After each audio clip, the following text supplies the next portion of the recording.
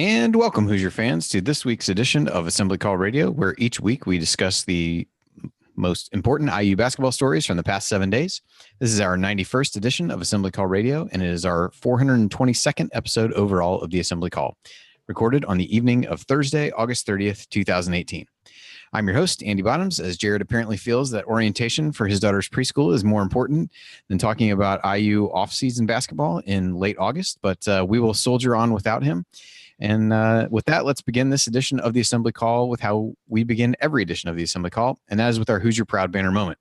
A couple things stuck out for me this week. The first of which was some of the preseason magazines and projections started to come out. And IU has found themselves in the top 4 of the Big Ten projections in the Athlon publication, as well as Lindy's. Although, given how low Lindy's rated Juwan Morgan, it's hard to put a lot of stock into whoever is coming up with the rankings there. But nonetheless, both of those had IU in the top 4 of the conference. And perhaps most importantly, John Gasaway of ESPN was on Podcast on the Brink and had IU in his top 4 as well. And his opinion certainly is one that I think most basketball fans trust. And we're excited to see that. So I think as you step back and look at that, everybody's had so much optimism and excitement in the offseason. And some of that is, you could argue that we had a little bit last year as people talked themselves into the team maybe being better than they thought it was. But it's good to see some objective folks who don't see things through crimson-colored glasses think that this year's team has what it takes to at least be in the top 4 of the Big Ten and potentially challenge for the Big Ten title. So that's exciting and a good way to kind of validate those thoughts that everybody's having and the optimism that's there. And hopefully things will play out on the court in a way that makes all those guys look smart.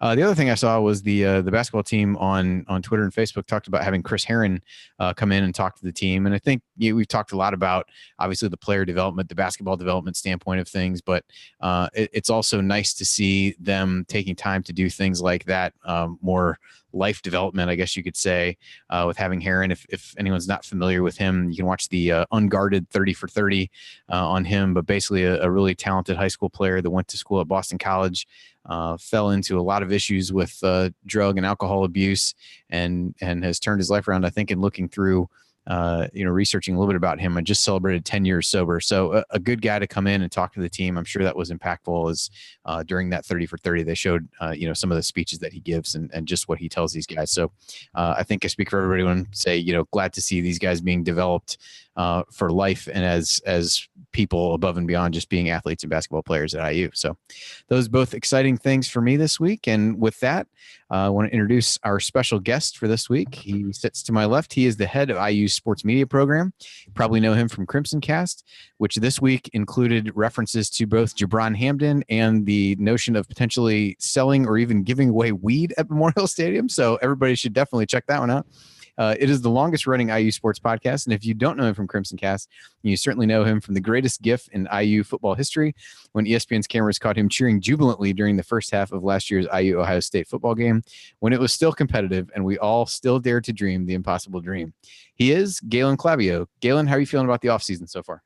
The offseason has gone about as well as that intro did, which makes me feel well done. Good. Yeah, no, it was excellent. Jared still has his fingerprints on the show, even when he's not here. So I don't want to take too much credit.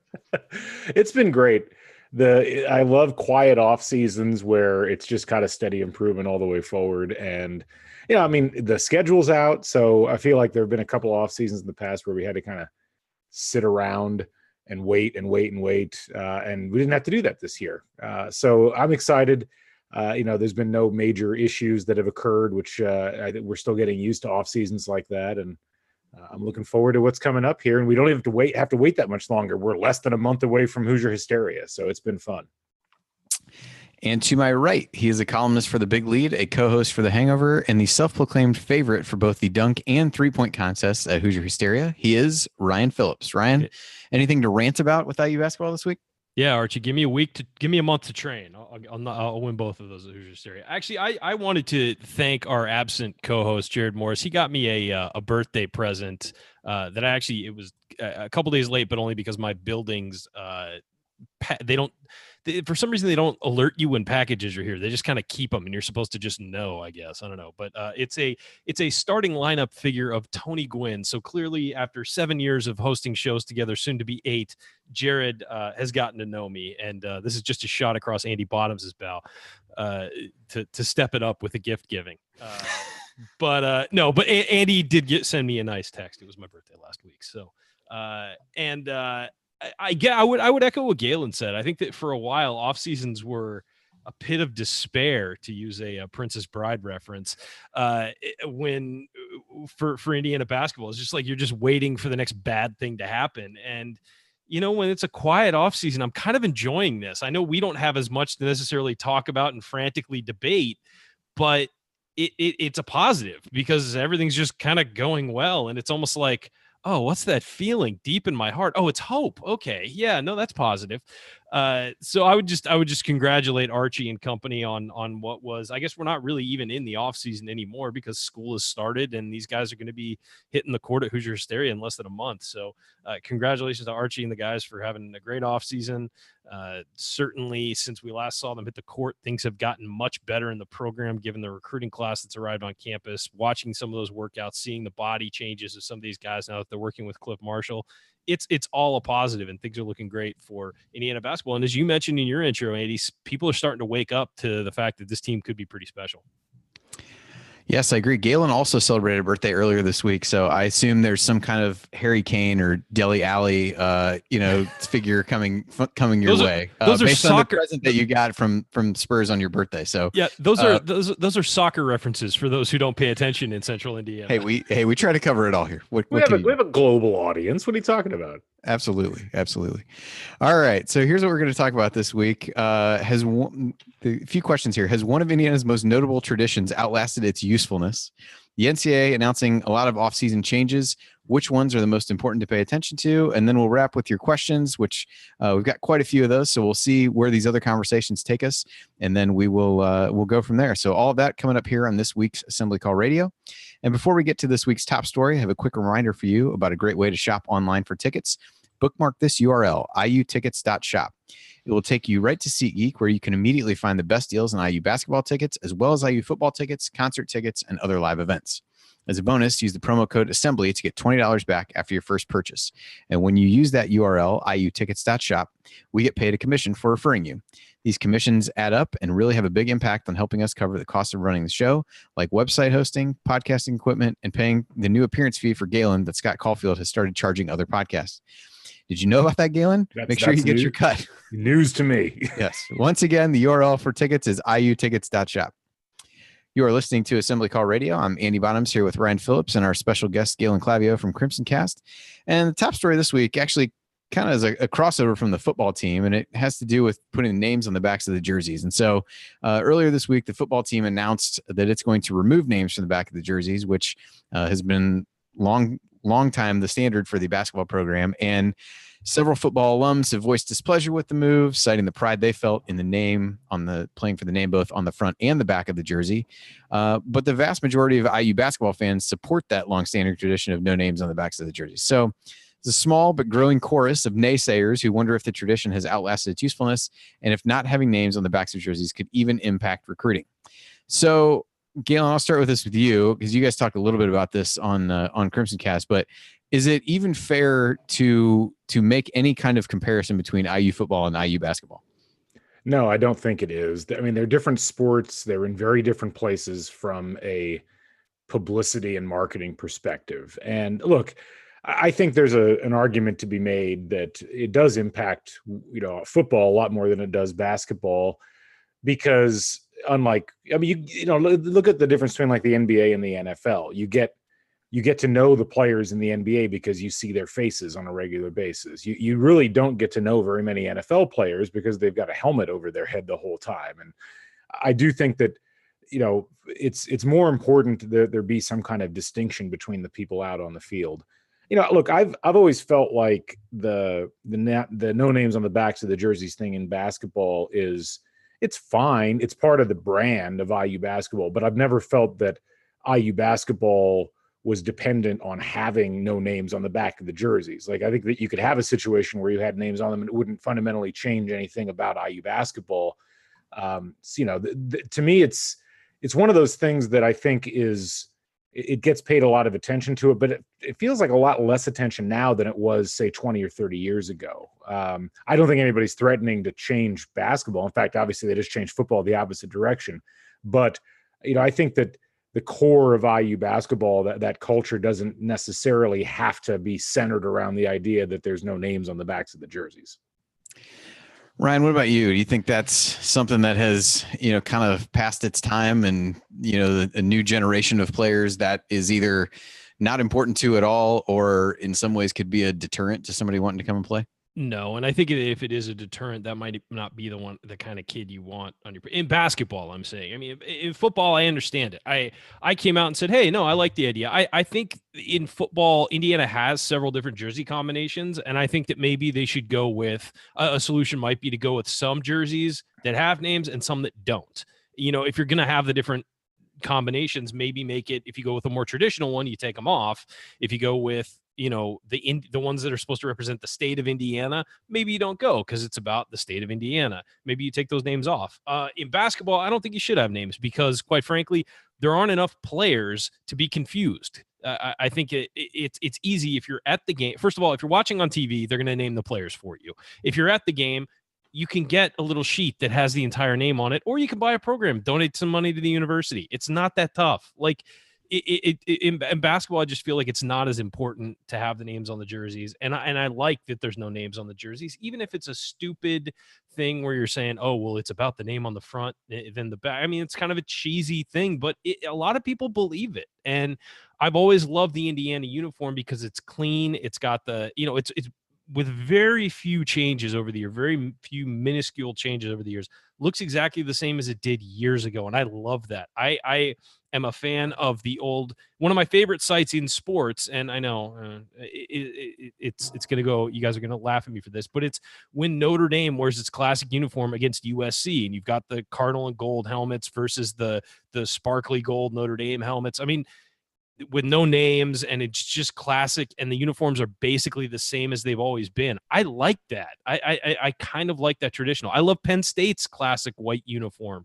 I think that's awesome. So maybe I'm old fashioned. I don't know. I've been accused of worse, but I think that it's kind of a nice thing to not have the names on the back of the basketball jerseys. For football, I get it. I get people wanting to have them. There are so many players. There are even players on offensive defense who have the same number. So yeah, that can get confusing if who's on punt team and stuff like that. So I get the argument. I think the solution for football might be to have some uniform combinations where you use them, some where you don't. Yeah, I think it's one of those things where, as you guys said, from a basketball standpoint, that's kind of part of the tradition and part of the, part of the program. I think there's not really a need to try to make every other program at the school try to look like the one that has been totally fair. Most notable, most successful, whatever you want to call it. And so, when you go through and look at it that way, it's like, you don't need to do that. In some ways, as somebody who's followed IU football for a long time, you'd really like to see it kind of forge its own identity as a program and not feel like it is riding on the coattails of the basketball team and everything has to be the same, which is not to say that that's the reason that it was done to try to make it look like, basketball. But they did try that in the late 90s with the infamous evil oval logo. Oh yeah. I was there for that. That was amazing. I know you were. You guys referenced on Crimson Cast that game against Kentucky when they came out in the black jerseys. What you did not mention was the fact that it was like 98 degrees that day and for a noon kickoff and they came out in all black jerseys. Just the genius part of the brilliance of Cam Cameron. It's really hard to at least you didn't have to sit in the stands and watch Jared Lorenzen pick us apart against Kentucky one year. That was we watched Tim Couch do it instead. So it was pretty much at least he got drafted first, There's something to be said for that, I suppose.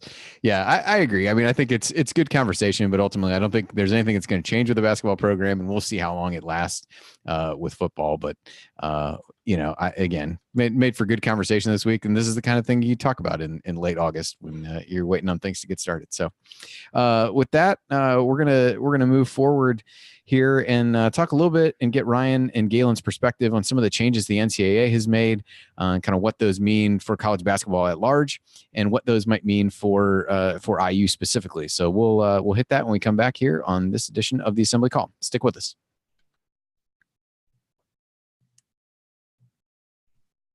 All right. Try to capture these times here. 14:30. All right. So welcome everybody on YouTube.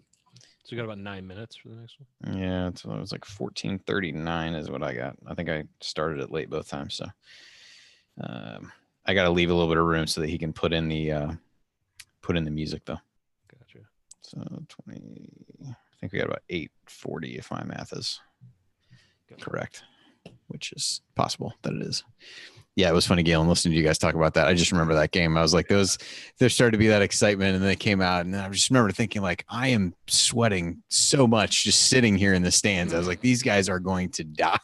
It was ridiculous. Well, and that was my freshman year, and that was what the year was this? 98 or 97. It was 97, and they'd given away tickets to everybody that lived in the dorms for free for the whole season, and I just remember being like, this is dumb. Like, why are we doing this? Because it didn't do anything for attendance. And the thing is, I didn't think the uniforms looked that bad, but between the heat and the fact they got annihilated by Kentucky, it was like, well, those are probably never seeing the light of day. Yeah, that's something they really didn't look bad. It wasn't necessarily that. It was just poorly timed for the time of year that it was. That's something you use in December, like not. Yeah.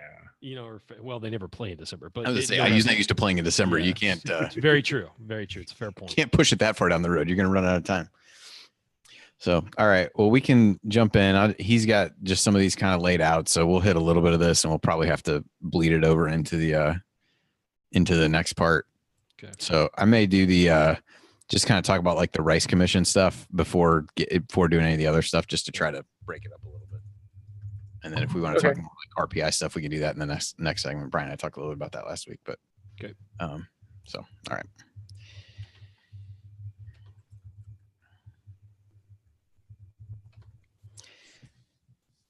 Oops. Well, it would help if I actually started the timer. That would be a good idea.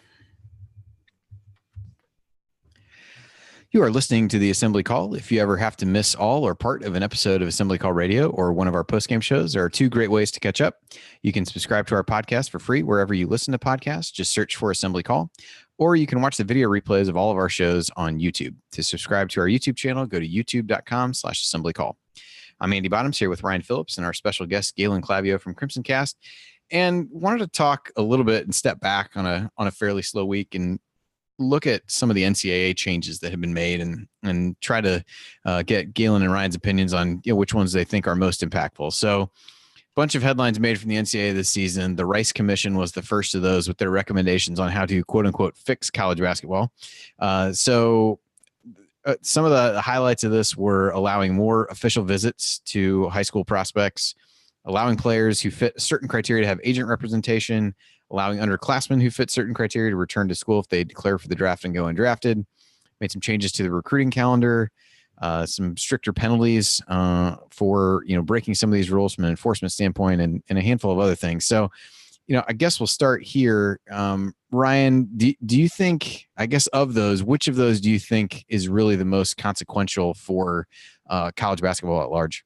I think it's the allowing kids to return if they go undrafted. I think it'll lead to more guys declaring, but I think that the underclassmen who fit certain criteria being allowed to return to school if they go undrafted, I think is the most, I think, universally accepted of those, that where you say, okay, you know what, that makes sense. I would recommend that football do the same thing. If guys get drafted past like the 5th round, they can pull themselves out, or something along those lines. I think that sometimes guys declare and are involved in the process, something happens, an injury, something along those lines, they fall and they don't have a chance to redeem themselves, and they're kind of stuck in that cycle of missing the draft, maybe going to the G League or Europe, and they're always, if you're not a draft pick, you're always regarded as not being a draft pick, and it hurts you, or being a low draft pick as that is. So I think the allowing players to be able to come back if they go undrafted, particularly in basketball, given how there's only 2 rounds to the draft. And I think the G League has become a really good minor leagues for the NBA, and it's actually becoming useful where it wasn't for about a decade. Now you can have a life in the G League and moving up to the NBA, where that really didn't happen for a long time. So I think that's probably the best of those rules that they suggested. I think the challenge with some of these has been the conditions that they put on them. So that one in particular, I believe you have to have been invited to the draft combine, but then not been drafted. At least that was the initial read I had on it at the time. And so, the number of players who are going to get invited there and then not get drafted or not want to go into the G League is probably a relatively small number. Now, if they make changes and start inviting more players to the combine, maybe that changes. I don't know. I think that one, in theory, I think it's one that if you don't read the fine print, sounds pretty good, but then I wonder how many players will actually be able to take advantage. Galen, any of those stand out to you as really bringing us any closer to solving the problems that there are perceived to be or actually are in college basketball? No, I wouldn't say, and I would have probably picked the same one that Ryan picked, but that'd be boring. I agree that none of them are going to change college basketball. I just like that rule idea. It's just kind of moving the furniture around at this point. But I will say, I think allowing certain players to have agent representation is a pretty big move, and that's a move towards at least a semi-professionalized model at this level, which I do think is important and frankly long overdue. It's something that has been a problem in other sports. We've seen a lot of controversy in NCAA baseball, for instance, involving representation and how that's all supposed to work. And there's really no good reason why there's never going to be a clean way to do this. There won't be, but there's never been any good reason why you wouldn't allow players who could potentially play professionally the chance to talk to someone who could give them legal advice and professional advice about what they might be doing moving forward. We certainly don't put that restriction. I mean, heck, if you're a Kelly student, you've got recruiters coming in, sometimes at the end of your junior year or beginning of your senior year, trying to offer you a job. Like we don't place those restrictions on anybody else in the scholastic system at the college level. So it doesn't make much sense to put restrictions on high level basketball players. So to me, I'm interested to see how that plays out and whether that ends up expanding some as time goes by. Yeah. Do you think, I mean, I kind of fall in the same boat. Like, I don't think this really did anything. I think most people who follow this closely would suggest that, the whole notion of amateurism and not addressing until you address that, you're not really addressing anything. Do you, Ryan, I'll go to you first on this. Do you think, so we don't think the NCAA really accomplished anything. Do you think the NCAA itself thinks they accomplished something by doing this? No, I think they know. I think that this is all for PR and this is all to make things look good. Like, oh, look, we're really looking into how to change things. The NCAA doesn't care. They make so much money. They don't want changes. If they make changes, they want changes that are going to increase revenue. That's it. That's the only changes they really care about. Do they care about a dirty system? They care about a dirty system because it's bad for PR, not because it hurts them. And I just think that this is, more window dressing. And I don't know.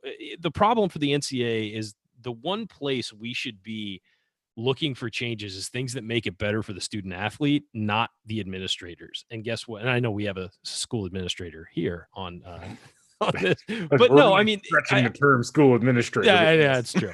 But and I think that you're on my side on this, is that this should be about the students and about making life better for the student athletes and improving things. And that doesn't necessarily mean just like pay the athletes. Although I have yet to see a proposal that'll work as far as that's concerned for all parties. But I do think that if you're not going to pay them, at least improve their life on campus, improve helping them move on to the next level and not making it, all about the institutions, which it is right now. Something that popped up yesterday that isn't in this list, but is worth mentioning, was this announcement of this partnership between the NBA and USA Basketball, which was surprising. It is. Yeah. I mean, and basically it was the NCAA, the NBA Players Association, USA Basketball, setting up training programs, focusing on life skills and health and wellness and so forth. It's a big deal because it lays the groundwork for potentially ending the one and done setup that we've currently got in college basketball. Probably not for another 4 or 5 years, but at least the groundwork's being laid for that. So I'm really interested to see how that, whether that does a kind of an end around on some of the short-term proposals the NCAA's got out there, and what that will mean long-term for high-level basketball talent, whether they'll end up continuing to go to college or if we'll go back to the system we had in the early 2000s where they don't.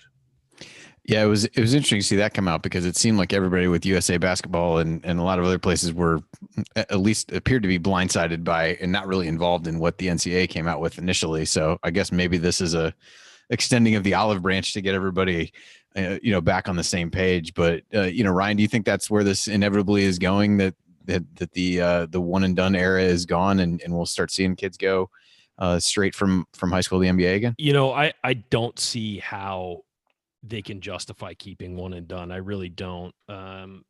Because especially when you've got so many complaints from the students at these colleges about how their lives are, and how things need to be better and improved and all that. You can't force a kid to go to college. I mean, you just can't. And I think maybe having a system like we've got with baseball where you can declare for the draft, and then if you don't get drafted, go to college, or if you don't get drafted where you want or whatever, go to college. I think that's fair to everybody involved. And I also think that maybe having a situation where, okay, but if you're going to be on campus, you got to be on campus for 2 years, and getting rid of the 1 year window there. I think that makes more sense because then the kids know what they're getting into. All right. Well, coming up, for those of you listening on the radio Friday night, you may be switching over to high school football. And for everyone else, we're going to come back and discuss a little bit more about some of the changes the NCAA has made during the offseason. That's next here on the Assembly Call.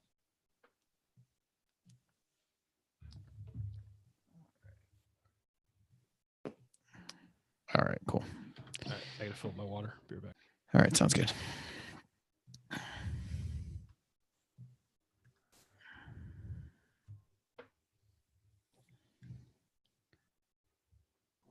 Galen, what time is the football game on Saturday? It's in the evening, right?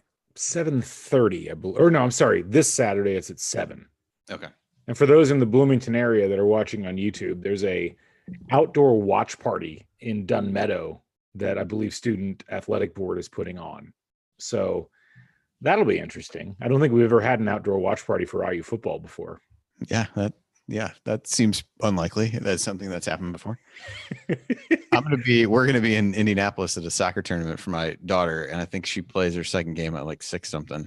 When? So we're going to go somewhere. I'm sure we'll go somewhere to eat after the game. And the people that we're with are going to be like, wait, you're asking people to turn the IU football game on? Is that what's going to go on? Well, everybody's watching Notre Dame and Michigan and be like, yeah. Is that this weekend? Could you put this one TV on in the corner right here for me so that they can? You're going to have to call ahead and see if they get CBS Sports Network because that's where it's being broadcast. Oh, is that where it is? Yeah. Luckily, I have that. I have that here because that's where all of SDSU's games are on the Mountain West thing on CBS Sports sometimes when they switch over to the Mountain West. Yeah. Yeah, that's when you get to listen and hear Steve Lapis just yelling stuff at you when you're watching Mountain West games. This zone defense is unbelievable. No, God, yeah. No, I have nightmares about that. I remember him. I remember when IU played in that Vegas tournament in like 2011. Like the Northern Iowa and Colorado game. He did both of those games, and it's just I forgot about that. Oh my God, I remember that tournament. My God, Scott went out to it. He said it was the whole thing was mind blowing. Yeah, that guy. I could do without him. I forgot that tournament even exists. I don't know if it does anymore. I doubt it does. I don't know now's the time to do that. I'll be all on board with doing it now. Oh yeah, are you kidding me? I mean, it's funny. I've talked to people who go out for summer league, and they're going out to summer league because it's in Vegas. They don't give a shit about the stories, but it's a bunch of people who are like telling their bosses like, oh, there's so many good players playing. And that's why summer league's gotten so popular, is because all the reporters are going out there now. Now the TV networks want to go out there, and now everybody's going. And they said it's just a freaking blast because it's just, you can walk in and out of the games whenever you want. Everybody's at the casino gambling and drinking and hanging out. And it's just, they say it's just so much fun, especially because it's the young players who all, actually play and have fun. So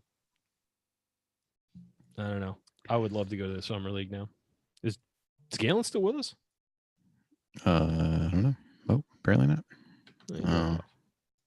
I think he's back. I gotta re-promote him here. Gotcha. He'll be back momentarily. He left to go to Vegas like right now. He wasn't. Oh, I think you're on mute, Galen. He's muted. Yeah. Sorry, I was trying to close that chat box, and of course I closed the whole thing.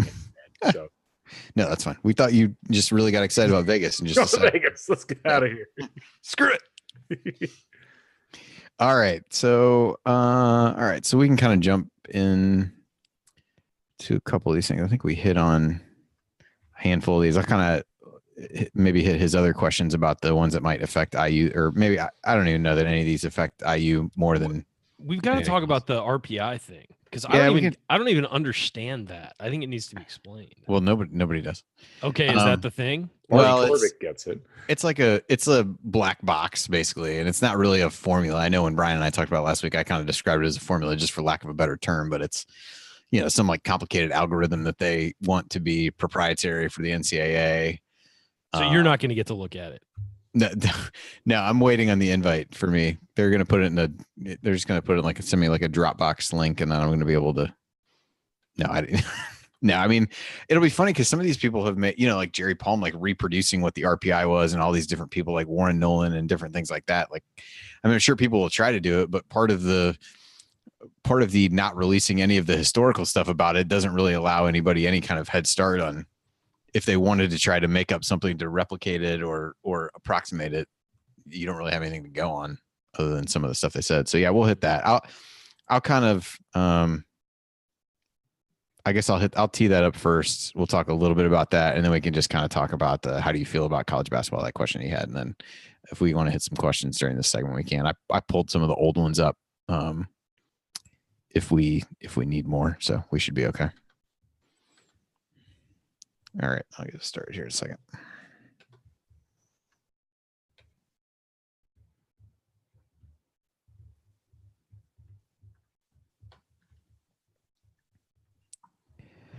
Welcome back to the Assembly Call. We now have almost 6,000 IU fans from around the globe who subscribe to our free email newsletter. What do you get when you subscribe? You get our weekly 6-banner Sunday news roundups, as well as our post-game analysis emails once the season begins. It's all free, and it will make you a smarter and more well-informed IU basketball fan. Joining is easy. Just text IU to 66866 or go to assemblycall.com.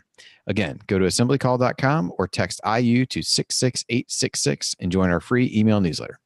I'm Andy Bottoms here with Ryan Phillips and Galen Clavio, and we're talking at a high level about some of the things the NCAA has done over the offseason. And so, when Brian Tonsoni was on with me last week, we talked a little bit about the death of the RPI and the new net metric that is going to be out there to help sort and evaluate teams.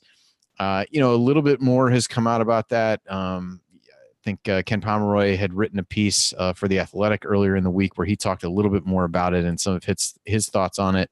I guess wanted to kind of see if there's any, having had an extra week to digest this a little bit, if there are anything that it really stands out to you about it now. Galen, I'll go to you first. I know you do some bracketology as well. So anything really stand out to you about it? How excited are you for this new metric, or is it just kind of too early to tell what it's really going to mean?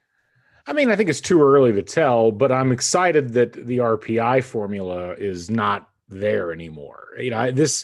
Everything on the surface looks like this is a better system. The release that the NCAA put out said, okay, this relies on game results, strength of schedule, game location, scoring margin, net offensive and defensive efficiency, and quality of wins and losses. Well, that sounds like a good mixture to me. And I get the concerns that people have about it's a proprietary formula, it's not transparent.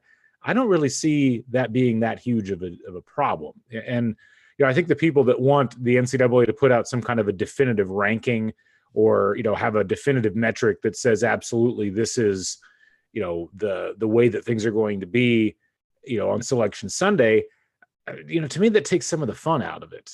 There's always been a human element in trying to figure out where teams should be seated, what teams should be selected. Broadly speaking, the metrics have done a good job of getting teams in there, and there's always some questions around the margins. So I think to me, let's let it go for a year before we start really demanding complete transparency as far as how things are calculated. And even at that point, I don't think that there's going to be a need to, because ultimately this is a grouping mechanism. If it's a way to broadly tell who are the generally good teams and who is not generally the good teams, and then we're picking teams and seeding them based upon what we think, based upon that set of criteria, I'm fine with that system. Ryan, anything stand out to you about the announcement? No, I'm not one of these numbers guys who understands this stuff. So, but no, I look, anything. I do appreciate the NCAA is trying to improve the system and not just sitting back and I think a lot of people had problems with the RPI. I know we've discussed it on here before. There were holes in the system, and so I appreciate them tweaking it, going with something different. It would have been stupid if they said, we're just fixing the RPI and calling it the RPI. That would have been dumb because people would still have all the same complaints about the RPI, and a lot of people wouldn't know what the changes are and things like that. So just coming up with a new system from scratch from a PR standpoint, smart move. Get rid of the thing people were complaining about. I will say, like, one of the reasons why the NCAA refused to change the RPI for so many years is because they wanted a simple metric that they could use across all sports. For sure. And they use it for women's soccer, they use it for lacrosse, and the idea that they would have something specific for basketball in their mind didn't make a lot of sense. I think to the rest of the world, it's like, that's your cash cow. The tournament's the most important thing, but it allowed for enough argumentation around who was supposed to be in and who wasn't that they didn't see a need for it to change because it kept drawing attention to the tournament and the selection process. And ultimately, I think the drama is something they're trying to perpetuate with this. And I don't think there's really that big of a problem with that. Yeah. I mean, clearly, if you think about over the last couple of years, they've done that early reveal of the top 4 seed lines. Again, that kind of creates that drama and creates some buzz around that. And the RPI is certainly tied to that. And nothing created more drama than the selection show last year. So that was, such a colossal win for everyone involved. You have to stick with that. So, I think it's, the hard part is, and the RPI was no different. It takes a while once a new season starts for it to really kind of level itself out and the sample size to be big enough to make yourself feel like you even know where things are going to be. Within the first few weeks of the season, you're going to see lots of crazy stuff in the RPI, certainly. And I don't think this metric will be all that different as you get going. So I think it's going to be, a good bit into the season before we really start to feel like we might even understand how it's working, if we feel good about it, bad about it, and anything like that. And, really be relying on the NCAA to provide updates, and then we'll see if anybody can crack the code, so to speak, and try to replicate it. But we'll see how it goes at that point. So you're listening to the Assembly Call. This is Andy Bottoms. I'm here with Ryan Phillips and Galen Clavio, and we're wrapping up our discussion about the NCAA's changes from the offseason. And, when Jared was putting some of this together, I thought he had a good question at the end. And basically it's, to sum it all up, how do you feel about college basketball after this offseason? In a better place, worse place, or the same? Ryan, I'll go to you first. How would you answer that question? I would just say the same. I think that there's a lot of attention on the problems of college basketball, but I don't think we actually fixed any of the problems of college basketball. I think it's going to take years to fix them, quite frankly. I think that, there's just so much that needs to be tweaked and fixed in college athletics in general. You're not going to get it done over a few months.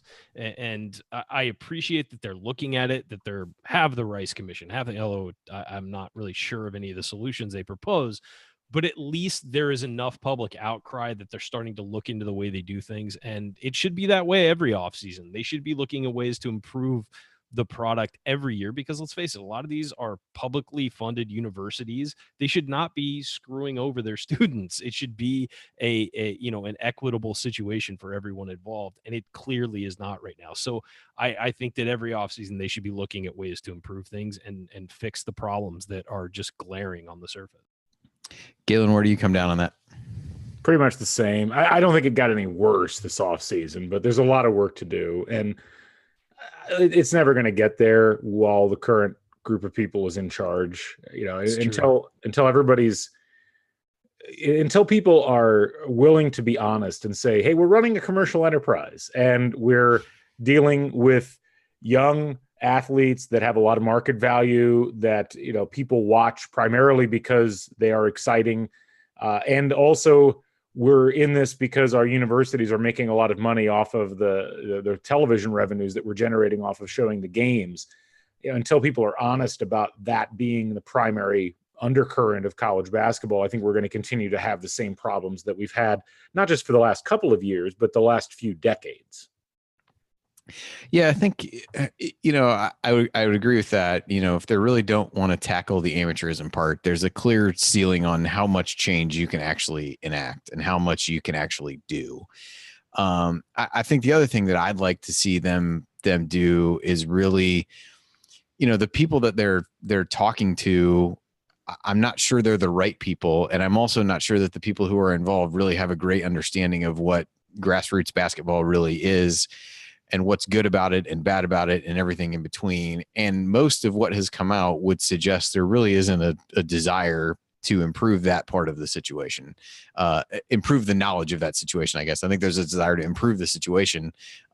But I guess I would say that if you don't know enough about it, I'm not sure how you're going to know what exactly needs to get fixed with it. So that's the part that's difficult. But I think no matter what, if you continue to kind of turn a blind eye, willfully to the real root of the problem, then there's only so far that you're going to be able to go.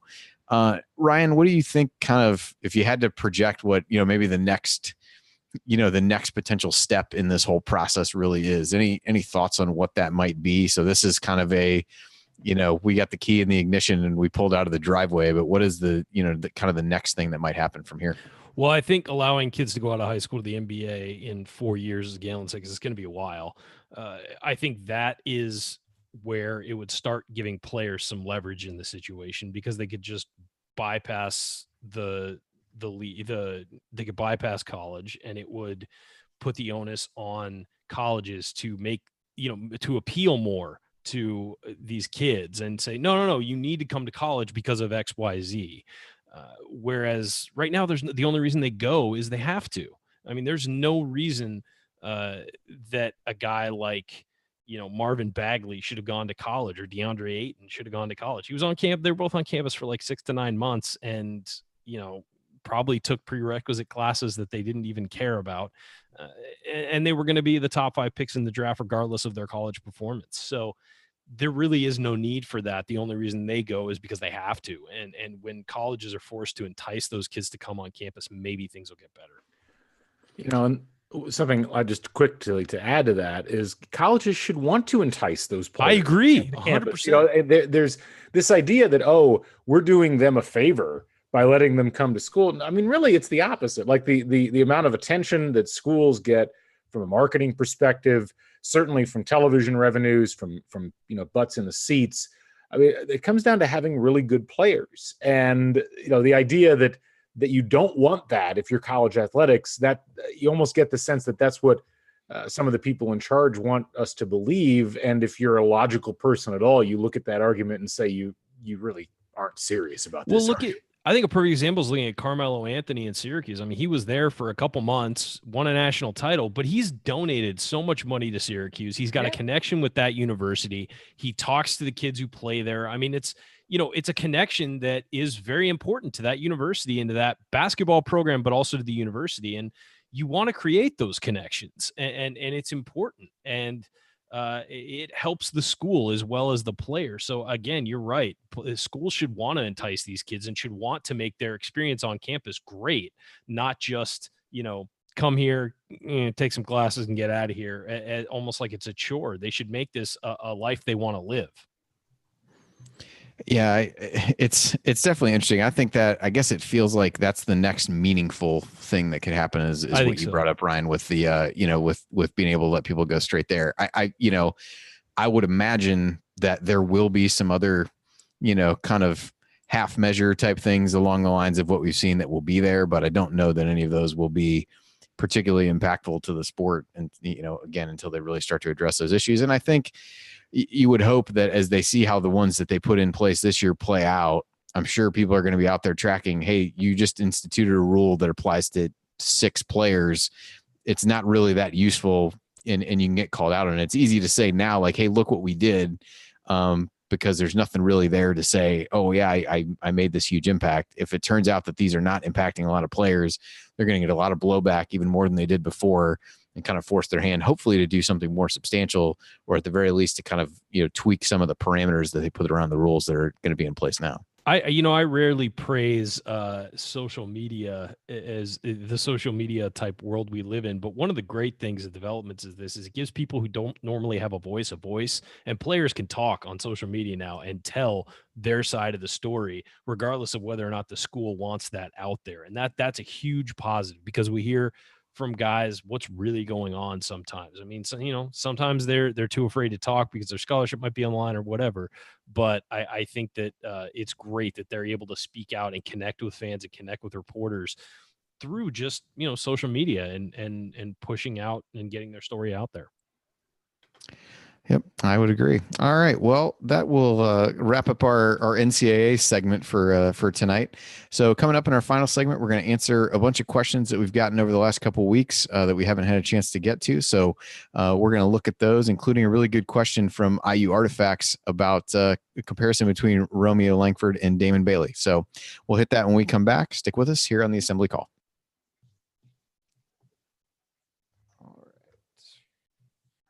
So we still have about 13 and a half minutes, I want to say. This is going fast.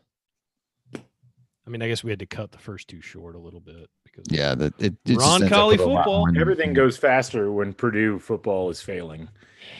I saw the score on my phone, but 24-17. They've committed 3 turnovers in the first half, and Northwestern's driving with 1:07 left. What's the name of their quarterback with an S? Elijah Sindelar. Sindelar, that's it. Yeah, he was getting dragged down in the backfield and threw a ball up for some reason and just got intercepted, and Northwestern's driving again with a minute left in the half. Wow, what a real shame that is. Man, I'm nervous for this weekend. JT Daniels for USC. Kid skipped his senior year of high school. Yeah. Enrolled and is the starting quarterback at USC. And the guys who he was up against in the quarterback competition, it's not like they sucked. They were pretty good, and he beat them out.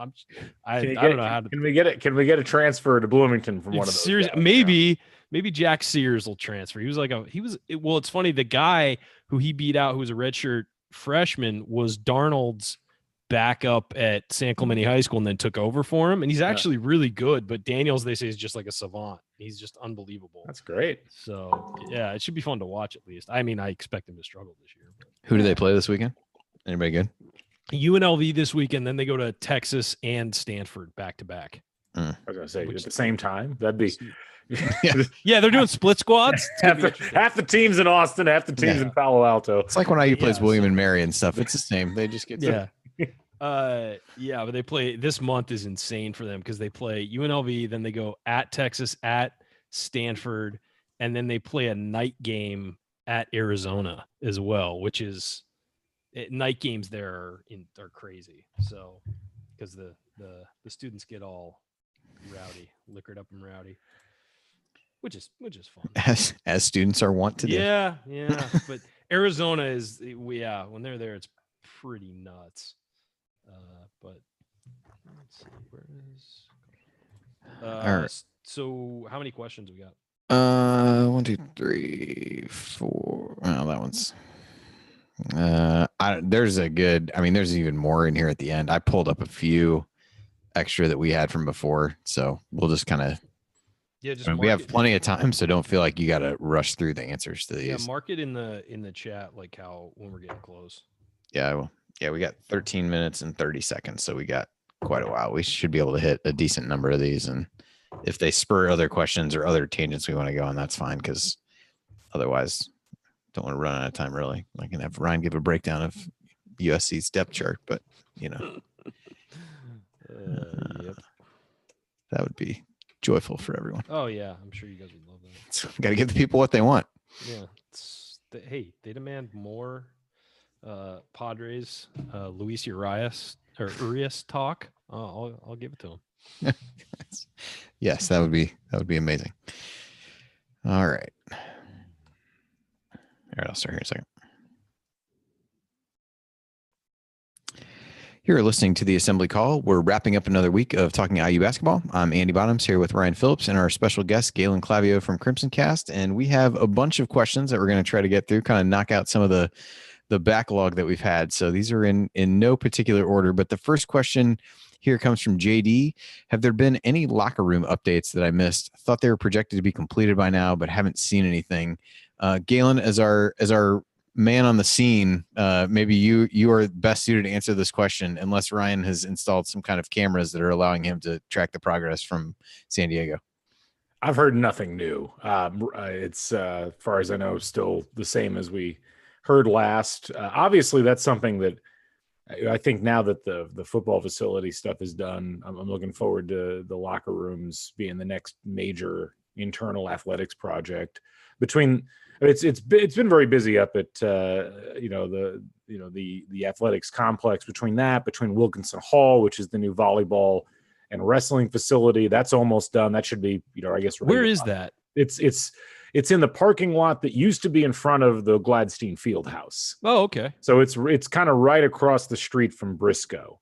Gotcha. Okay. So it's cool. And it's almost done, and that's going to be a really, really nice facility. Because that used to be tucked away off of that used to be the old U Gym over there at 10th and the Bypass, which I think is being taken over by Ewitts now for like a server farm or something like that. But yeah, next up, there's the men's basketball locker rooms, and that'll be a nice, the kind of one of the last really big upgrades, I think, in this Assembly Hall project, and one that's probably pretty long overdue.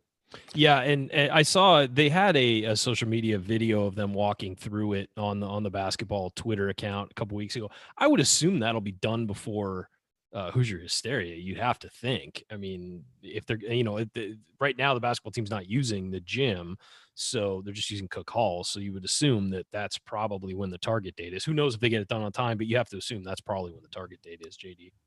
Yeah, I would imagine so. Galen, any thoughts on the Memorial Stadium, all the work that's going on there, just for those of us who are not in town and have kind of only seen pictures of it and things like that? Those of you who don't drive by it every day, like I do, it looks really nice. It really, I mean, I was talking about this on the show on Crimson Cast, and I remember coming as an 8-year-old to games, and I was like, this stadium looks very different than the other ones I've seen because there's no way to connect the two stands. Yeah. Now to have the whole thing as a bowl, I think externally it looks really cool. I haven't seen it from the inside yet. I'm saving my eyes. I want their stadium virginity to be lost. When I walk in for the Virginia game, I guess appropriately enough, but the stuff underneath the south end zone expansion is really cool. There'll be everything from a new academic center to a new like cafeteria for athletes to a medical treatment center. I think it's a really nice touchstone for the entire athletic department.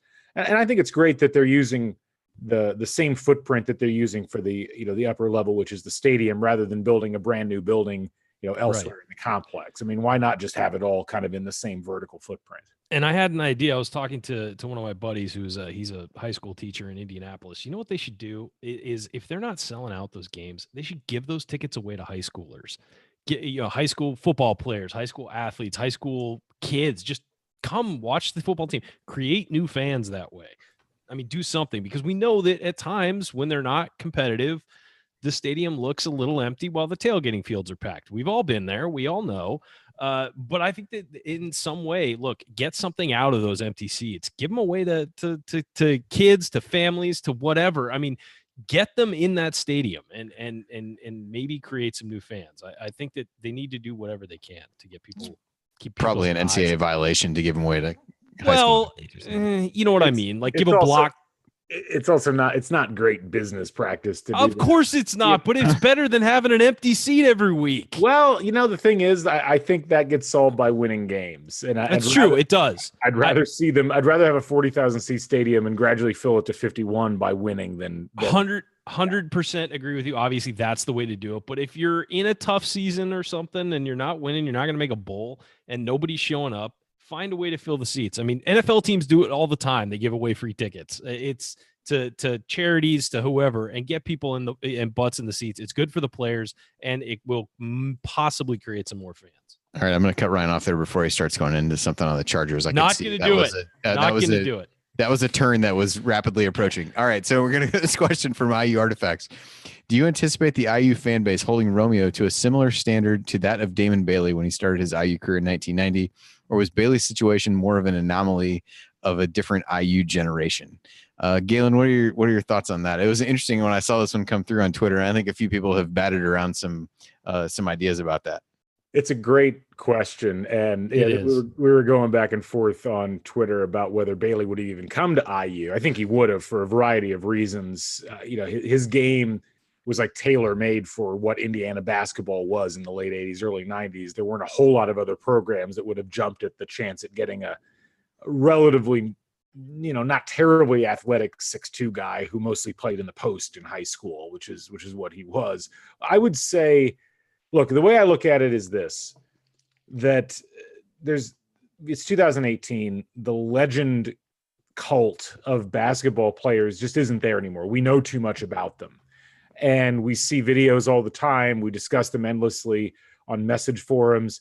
That really didn't happen in 1987, 88, 89. And so I think that the idea that Romeo is going to be held to a similar standard, no. I think Romeo will be looked at in a very similar way to a guy like Eric Gordon and the way that he was looked at, or a guy like Cody Zeller, where these guys were very, very highly anticipated players, but nobody expected them to come in and walk on water the way that people expected Damon Bailey would. And, ultimately, I think that's better for everybody. We want to demystify these things to some degree.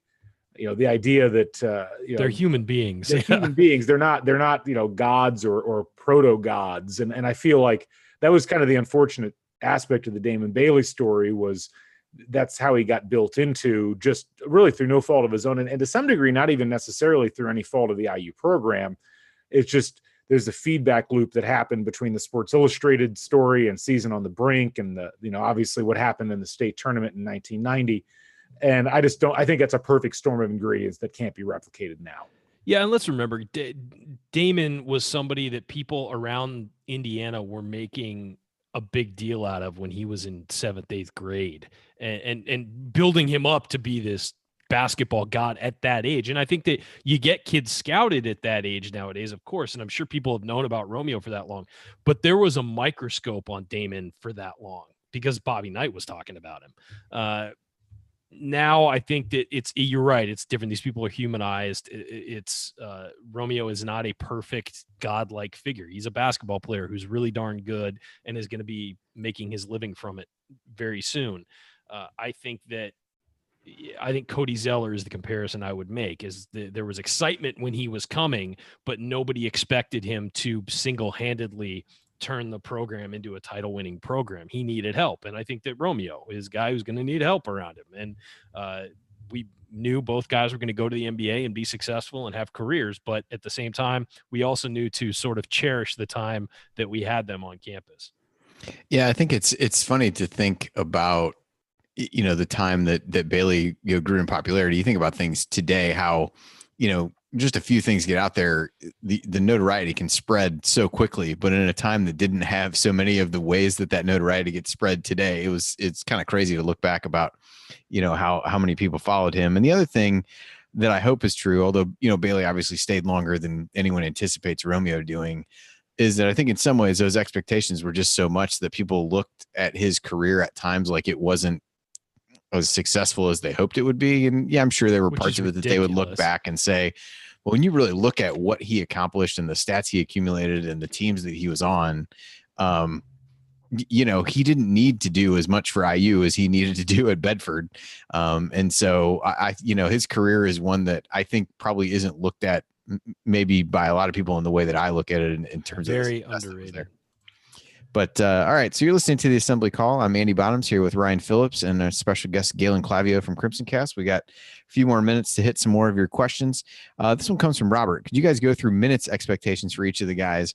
I think we'll see Green play about 25 minutes and Finney the other 15 at point guard, but the other positions aside from that seem tougher to project. So I'm not going to go through. I don't think we'll go through certainly all of these because that's far too much math for Ryan, as we well know. Absolutely. But so let's kind of start, though, a little bit with Juwan Morgan and Romeo Langford. What kind of minutes, Ryan, do you see each of those guys getting as the two who are expected to really carry the load and probably play as many minutes as anybody else on the team? high 20s. I don't think we're going to break 30. I don't think they should break 30. If they break 30, that means IU's in trouble because you want to keep those guys fresh at the end of games. You don't want them worn out playing. There is no world in which you want guys playing more than 35 minutes in a game. You want them to have plenty of time on the bench to rest and then come back and play at the end of the game full. If they average more than 30 minutes a game, it means you're in a lot of close games and a lot of games where you need every ounce of them. It means other guys are in foul trouble, things like that. I think you want to be able to have these guys fresh. So I would say just under 30 for both of those guys. And I think in the way basketball is moving these days with more up-tempo games, that's a good spot to be in.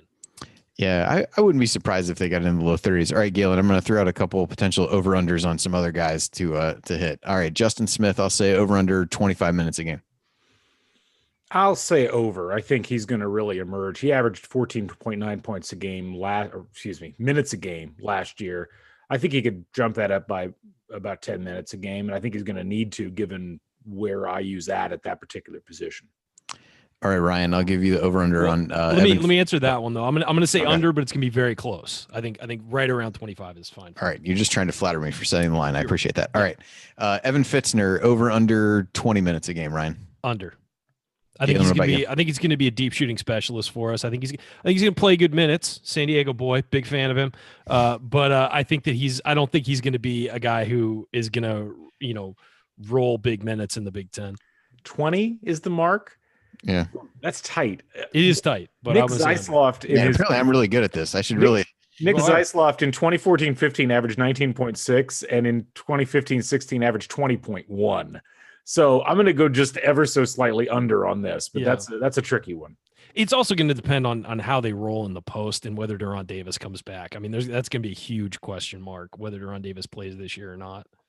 All right, one more. I'm drunk with power at this point, so I'll throw out. Who you want to do, McRoberts or Jerome Hunter?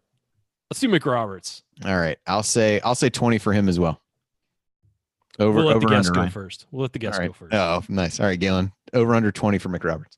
I'm going to go under. I think McRoberts is a great utility piece. I just don't see him having nearly the same amount of contribution that he had last year. He only averaged 21.9 minutes a game last year, and I see that falling quite a bit with the influx of talent. Yeah, I would say under as well, and for the same reason. I think there's a lot more skill on the team than there was last year, and I think he'll still be effective, and he'll still have his moments, and still, there'll be a game where Archie has to go to him because things aren't working out, and he's got to sort of be the guy who organizes everything. But I would say under for sure. All right, last one. Just need a over/under answer on this. This is about points, but I'm trying to hit another question. Ty asked, "What will Romeo's career high in points be?" He set the over/under at 29.5. Ryan, over/under. Over. Galen. Under. Ooh, nice. I mean, this is just in one game, right? Just one game. All right, we got to wrap 35. up. All right. Well, that will do it for us on this week's edition of the Assembly Call. If you want to see us do the show live and be part of the live chat, join us at assemblycall.com on Thursday nights for the live broadcast of our Assembly Call radio recording. Or you can always subscribe to our podcast by searching for Assembly Call wherever you listen to podcasts. And don't forget to go to assemblycall.com/join to join our free email newsletter. Thank you for listening. We'll be back to talk IU hoops again with you next week. Till then, keep your elbows in and your eyes on the rim, and go Hoosiers. All right. A little bit over, but I think it's okay. All right. Thanks, Galen. All right, Galen. Thank you guys. Appreciate it as always. Yeah.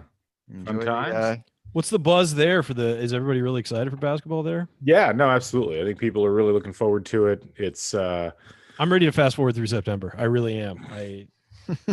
Well, it's like it's almost one of those things though where it's great that Hoosier hysteria is so early, and yet once it gets here, it's going to be another month before there's a game. Why are they doing it early this year? I never got a definitive. NCAA changed the rule about when practices could start. Okay, so that's what it is. All right. Yeah, and so it's I think I think people are excited about Romeo, and I think they're excited just in general. It's not quite. It's more like 2011, 2012, like the buzz coming into that year as opposed to the next year where they're still a little under the radar, but I think people are excited enough about the Romeo phenomenon that. Yeah, well, the funny thing is that Romeo will be gone next year. I think they could be better next year even. Romeo and Juwan will be gone, but those guys, especially if they get the guys they're supposed to get with Trace Jackson Davis and Keon Brooks, I think they're going to be even better next year. But that's just because all those guys, the other guys in this recruiting class are going to be way better next year. I mean, that's just a fact. And I think it's going to be really interesting. And Finney will have an extra year. If Green's any good, he'll have an extra year. Yeah, I'm excited for the next 2 years, really. And I think it'll be fun to watch Romeo this year. But if he does go out, which we all expect, then I still think they'll be better next year. Yeah. Yep, I would agree. So basically, after Hoosier Hysteria, they're going to be practicing all the way until their first preseason game, instead of basically having them stack right on top of each other like the last couple of years. Yeah, like they're allowed to practice full time after. Yeah, I think so. Yeah. It's back. I mean, to, same whatever the normal restrictions are on. Right. Yeah, I don't know what It's those just are. that they're allowed to start doing that earlier. Got it. Yeah. It sounds like it. So. Awesome. All right, good deal. Well, Jared will be back next week. I can go back to just yapping instead of having to be organized, so that'll be good. Yeah, so we'll figure out who's going to be here next week. But thanks again, Galen. Thank you, guys. Have a great evening, and we'll catch you around. Yeah, right. thanks. Later, guys. Thanks for joining us, everybody. Go IU on Saturday and go Northwestern for the rest of this evening. All right. Later, folks. Bye. All right.